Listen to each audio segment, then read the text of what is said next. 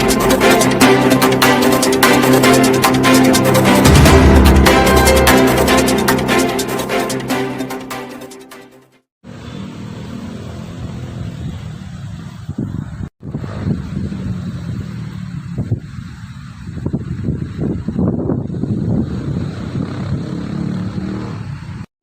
assalamualaikum warahmatullahi wabarakatuh. Pemirsa Mona Lisa, saat ini kita berada di ex kantor DPRD Kabupaten Simalungun. Dulunya kantor ini menjadi salah satu tempat melakukan pembuatan kebijakan-kebijakan Pemkab Simalungun, dalam artian yaitu pengesahan rancangan peraturan daerah sekaligus pembahasan APBD Kabupaten Simalungun. Namun, pemirsa boleh saksikan saat ini kondisinya sungguh sangat memprihatinkan. Dan ini pada hari ini kita akan melakukan kunjungan untuk mensiasati sejauh mana kerjasama yang dilakukan oleh pihak ketiga yang dilakukan oleh Pemkab Simalungun. Pemirsa ingin tahu seperti apa? Mari kita wabarakatuh.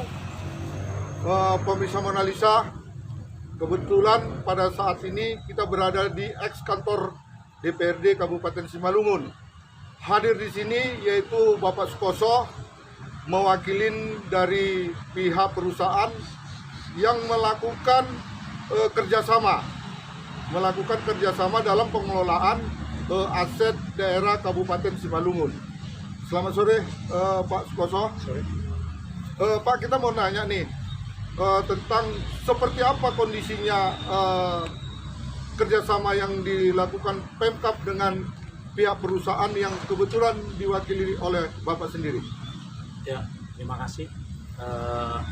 Artinya kalau saya ditanya tentu dari apa dan bagaimana tentang KSP penggunaan aset Kabupaten Simalungun, khususnya aset gedung DPRD Simalungun yang dilaksanakan pada tahun 2013. Tentunya yang menjadi pertanyaannya bagaimana? Ya, tentunya kami mempedomani KSP tersebut yang intinya kami melakukan kerjasama tapi belum sempat kita melakukan semua kegiatan, mungkin seperti itu. Dan sampai hari ini yang kami tahu juga dalam melakukan kerjasama ini dari poin per poin kami juga merasakan kebingungan dengan situasi perjanjian tersebut. Kenapa kebingungan? Karena kita tidak tahu apa yang harus kita kerjakan, karena intinya kita hanya diberi kesempatan pengelolaan dalam sistem untuk melakukan pendidikan, tapi tidak diberikan kesempatan yang lebih besar lagi, sehingga kami tidak lagi sempat mengurus apa yang sudah menjadi bagian dari pembicaraan tersebut, bagian dari perjanjian tersebut. Maka kami mengkhawatirkan, artinya mengkhawatirkan. Ya. Kami ini sudah hampir 8 tahun, Ya. jadi yang kami rasakan adalah beban berat. Ya. Nah, beban berat itu yang pertama tentunya beban berat yang pertama, kami sudah melakukan investasi yang begitu cukup besar, Ya. tapi kami tidak tahu apa yang mesti kami gunakan aset ini kan itunya. Ya. Itu yang pertama. Yang kedua, ternyata kami juga belum melakukan upaya apapun, ternyata aset ini sudah habis duluan. Ya. Sudah berhilangan dan kita nggak tahu apakah secara otomatis kami mendapat penyerahan. Nah, kami juga tidak paham dengan KSP tersebut. Itu yang menjadi masalah sama kami kan. Oh, seperti itu dia, Pak ya. Ya, pemirsa, itu tadi penjelasan dari Pak Sukoso, mewakili daripada perusahaan yang menjalin kerjasama KSP oleh Pemkab Kabupaten Simalungun. Yang menjadi pertanyaan kita, pemirsa, pihak perusahaan juga tidak mengetahui dengan kondisi saat ini, yaitu kondisi daripada gedung ini yang sudah seperti ini. Artinya pada saat penyerahan ini tidak ada dalam aturan dan dalam poin-poin yang dilakukan oleh pihak Pemkab sendiri. Jadi pemirsa, kita akan menanyakan lagi lebih lanjut apa-apa yang menjadi persyaratan dan seperti apa yang hukum yang akan dilakukan untuk pengembangan daripada aset yang ada di sini. Untuk itu pemirsa, kali lagi bersama kita akan menanya langsung kejelasan daripada KSP yang telah dilakukan oleh pihak Pemkab sendiri. Pak Koso, artinya dalam penyerahan ini, menurut Pak Koso, artinya pengetahuan Pak Koso, sejauh mana artinya payung hukum dan poin-poinnya seperti apa ketika ini mau dikerjasamakan oleh pihak perusahaan yang kebetulan Pak Koso sebagai perwakilan dari perusahaan. Silakan Pak. Ya tentunya dalam hal ini ya mungkin kita diberikan kuasa oleh perusahaan mengikuti versi pemerintah. Ya, tapi kalau saya ditanya tentang itu tadi, ya paling utama adalah pimpinan kita tentunya perusahaan sebagai pelaksana kerjasama ini, ya itu yang kita khawatirkan. Artinya khawatir pengusaha yang melakukan ini karena akan ada pasti tindakan-tindakan hukum selanjutnya. Ya. Nah, apa yang kita khawatirkan itu ternyata itu terjadi seperti beberapa hari yang lalu kita juga sudah diundang hadir ke Pemkab Simalungun, yaitu oleh Bapak Bupati, yang intinya adalah menginginkan ini seluruh proses ini harus ada adendum sesuai saran dari BPKRI maupun KPKRI. Ya. Artinya ada adendum karena ada kesalahan atau maladministrasi. Ya. Maka dilakukanlah adendum. Nah, itulah yang sebenarnya kami khawatir. Ya. Dari awal-awal kita tidak mungkin mengerjakan program ini. Ya. Kalau kami kerjakan tentunya akan ada, andainya ini kita bangun besar-besar, investasi yang begitu besar, ini akan, ya bagi kami nggak ngerti lagi bagaimana kami akan status hukumnya. Nah, dengan kondisi seperti ini, inilah yang kami khawatirkan menjadi kenyataan. Maka untuk itu ya kami merasa sedih aja. Kami merasa sedih, merasa kondisi kami kebingungan. Akhirnya kami ini merasa tidak mendapatkan tempat yang baik di pemerintahan Kabupaten Simalungun, karena memang ya kami sendiri pun jadinya menjadi korban dari sistem.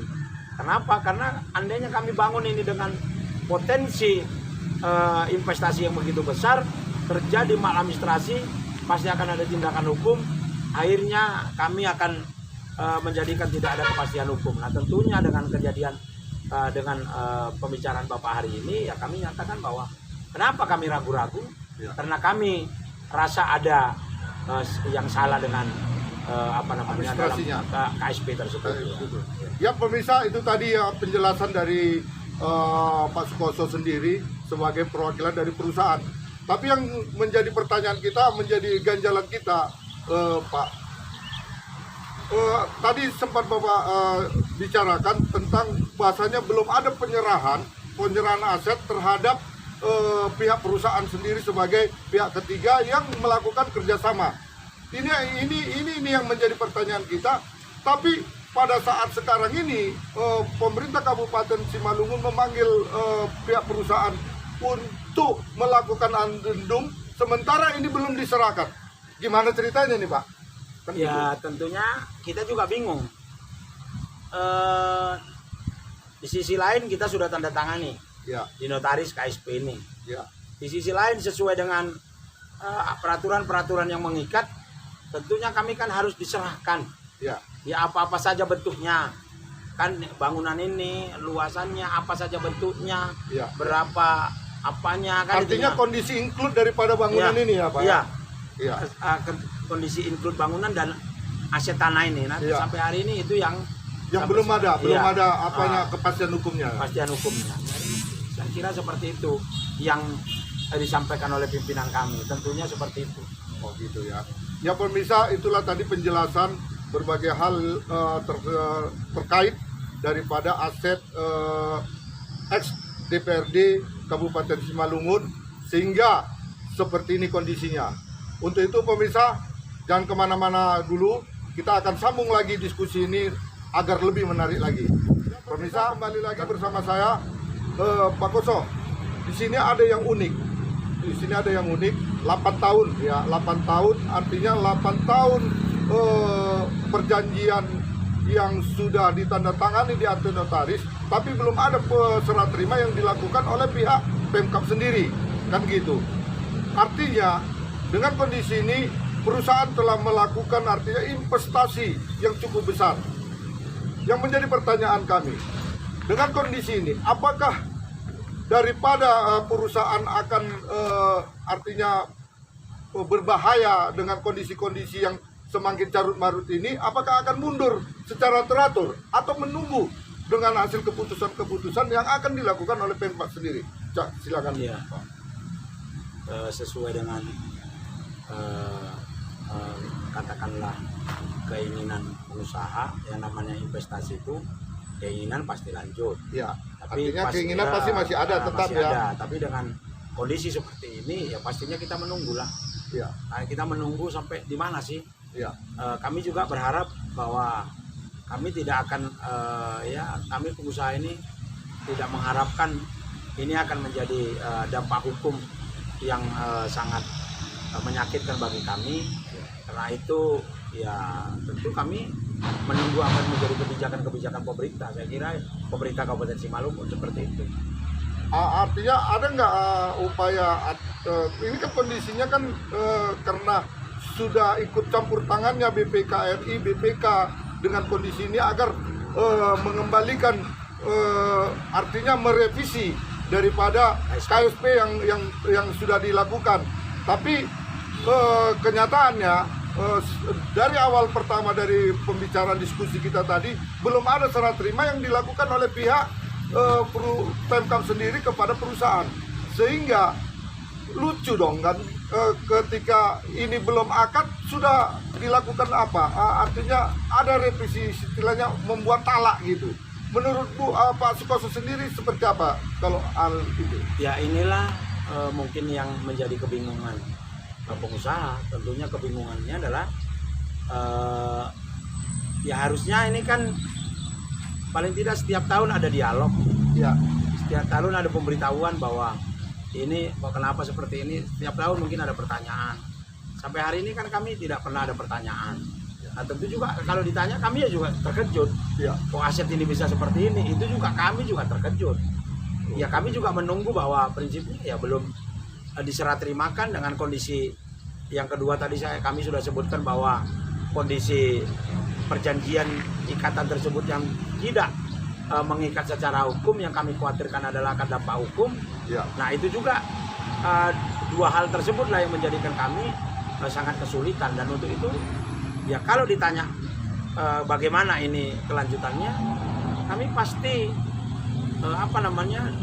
di sisi lain ya investasi yang nilainya begitu besar yang mungkin masyarakat sudah tahu, ya ini menyakitkan bagi kita sebenarnya, menyakitkan. Nah untuk itu ya katakanlah para pimpinan kami ya ini merasa sangat membingungkan, dan kami yang pasti karena ini semua serba kebingungan, ya kami menunggu kepastian hukum yang bisa mengikat, yang suatu saat ya bisa kita laksanakan apa yang sudah menjadi keinginan kita. Saya kira demikian. Ada nggak kemungkinan artinya pihak perusahaan menunggu dalam artian menunggu mungkin kebetulan ini Pak Koso ya, sebentar lagi kan bupati yang baru akan dilantik. Apakah ini akan menunggu artinya kebijakan daripada bupati yang baru atau menunggu kebijakan yang bupati yang saat ini menjabat? Saya kira kami bukan saja sekedar menunggu pemerintahan yang baru.